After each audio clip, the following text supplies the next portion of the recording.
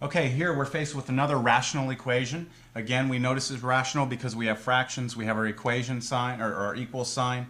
This is a little different than the previous example because in our denominator we don't have numbers, we actually have an expression that has our variable in it.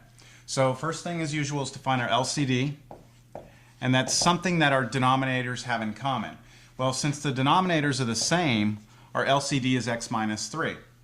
So what we're going to do is we're going to take our LCD, we're going to multiply each term on both sides by x minus 3. So I take my LCD, x minus 3, I'm going to multiply that times the first term on the left, x squared over x minus 3, and then equals, now I take my x minus 3, that's my LCD, and multiply it times the right hand side, 9 over x minus 3. Okay, now we're going to simplify this. Here the x minus 3 is in the numerator, this x minus 3 is in the denominator, so these two will actually cancel out. On the right hand side, same thing. So what we're left with is on the left we have x squared equals, on the right all we have is 9. And now to get x by itself we need to take the square root of both sides.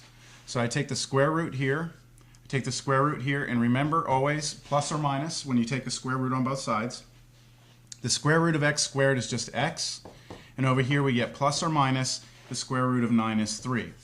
So we have two solutions possible here, positive 3 and negative 3.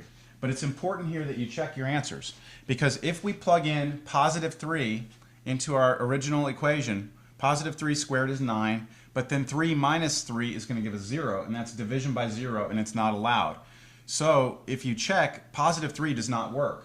Now if you check negative 3, it actually will work. So when all is said and done, we have to kind of go back and check our work, and after checking, we realize that the only solution to this rational equation is x equals negative 3.